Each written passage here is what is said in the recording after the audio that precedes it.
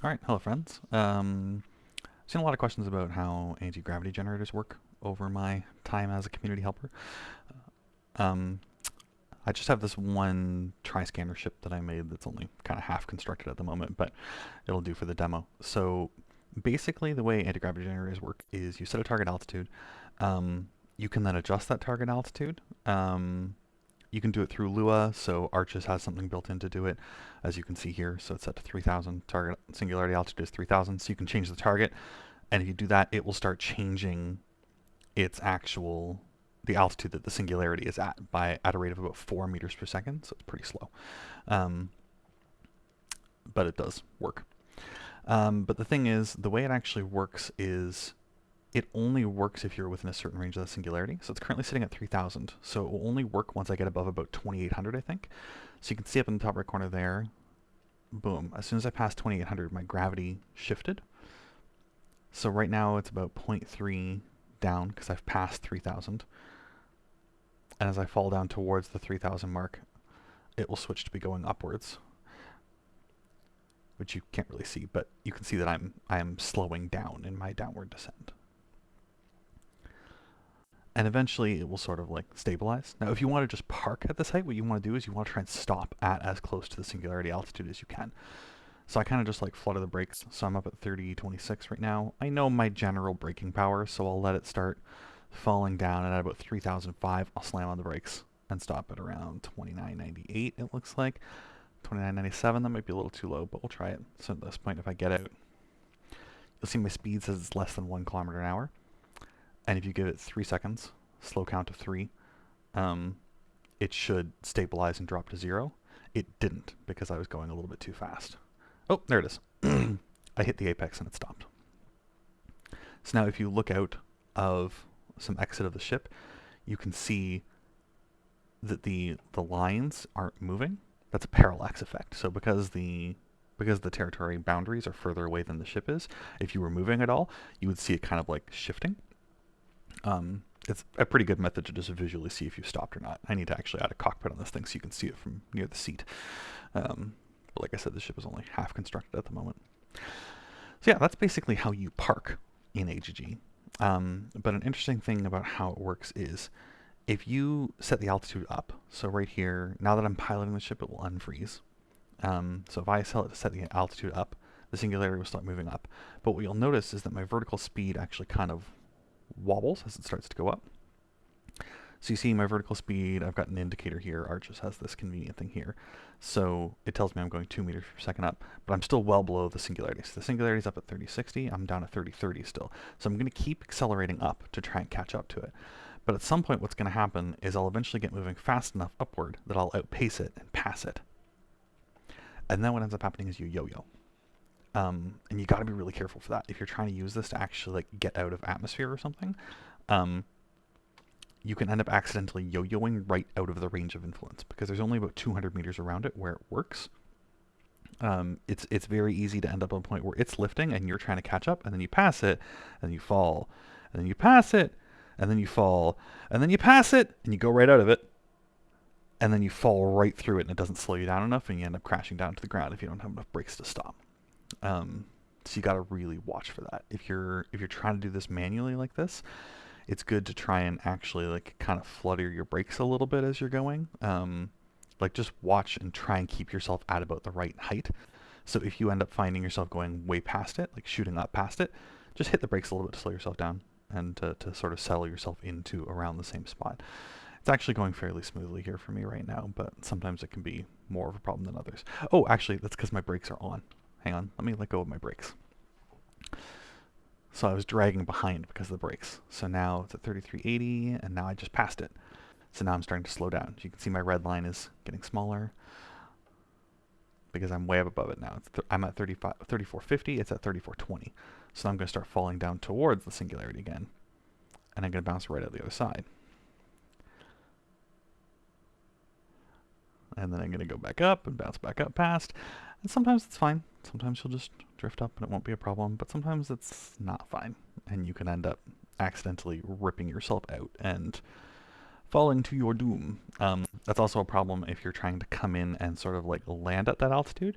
If you're coming down too fast, you'll just rip right past it. Like it's not, it's only applying as much gravity as the planet does, and only for a 400-meter range. So if you're going like 1,000 kilometers an hour, you cover that 400 meters in a second and a half, I think, if my mental back of the napkin math works. So you'll just like rip right through that, and it'll barely slow you down at all. And in fact, when you're above it, it's still pulling you down. So it only will work for the 200 meters when you're below it, where it's trying to pull you back up to sort of reset you. And that's just not enough time. It's not going to work. So you got to be really careful about how fast you approach it. If you want to come in, if you want to set the singularity altitude out into space and come in and stop at it there, and then lower yourself down, that's another option. But again, the yo-yo problem is still real.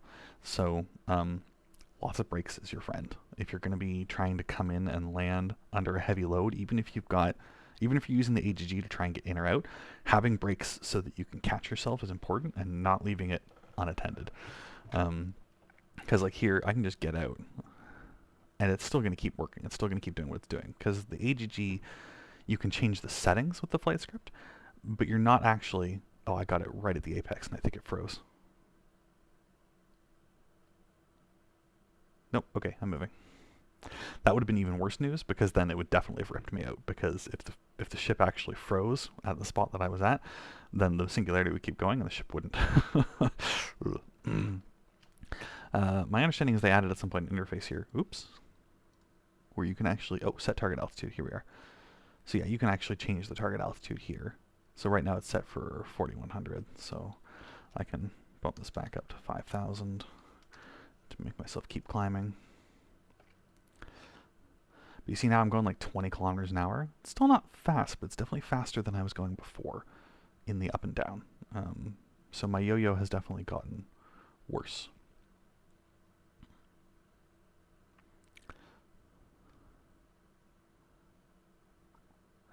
Also, yeah, as I'm going up. Yeah. Anyways, I think that about covers it. Oh, my emergency controller is probably actually helping me out here. If I kill that. Yeah, the emergency controller is holding on the brakes again. So you gotta watch for all of these different components and how they play together and what they do, because it can mess you up.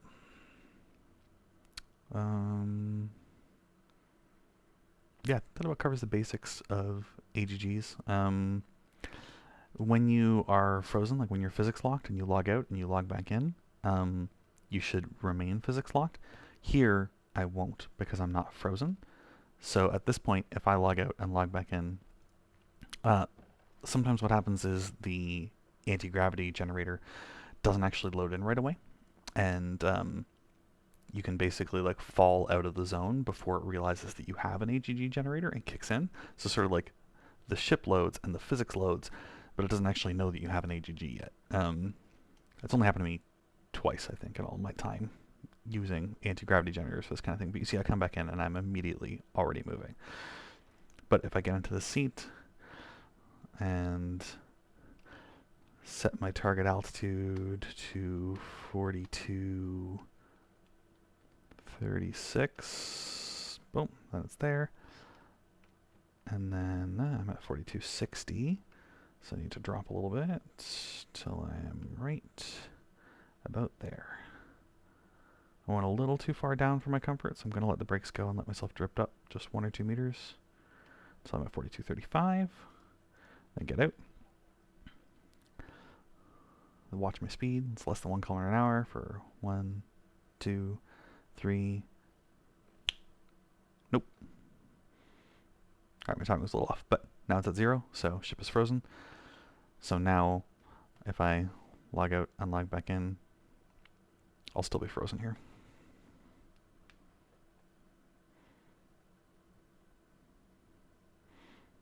And I've done this a lot. I've done a lot of territory scanning in AGG ships. So I have experimented with this a great many times. Oh, hey, the physics kicked back in. So sometimes that happens, you gotta watch for that, but because I was still sitting at the singularity height, it was okay. It just froze again. So all was okay. But that was one of those moments when it comes back in and it's not frozen, when if it's not loading your ship properly, it can end up actually not loading in the AGG on time. So actually, I wonder if I can force that. Let's try clearing my cache and doing that, because I'll bet you now it has to load the whole ship from the server, because it won't have a cached version of the ship, basically. So my local version will load in the ship, but then it has to load in all the components of the ship, so depending on how fast it manages to do that, I might end up triggering that effect where it loads in, starts moving, and then loads the AGG and tries to kick in, but it's too late. Nah, I was there right away. That was worth a shot. Yeah, so it's pretty reliably stable. Anyways, that is AGGs in a nutshell. Hopefully that helps someone figure out how they function. Oh, right, actually, I should probably say, just to clarify, in case anyone's actually setting one up, they do actually have to be hooked up to the pulsars. So I've got the pulsars on the outside of the ship. So the anti-gravity device itself has to be hooked up to, if it's a medium core ship, 6 pulsars. If it's a large core ship, 12 pulsars. If it's not, it won't work, and it's not always entirely clear why it's not working. So just make sure you do that. I've run into that problem many times when building ships. Okay, all right, we'll leave that there. Hopefully that helps someone figure out how to use AGG on their ship. Have a good one.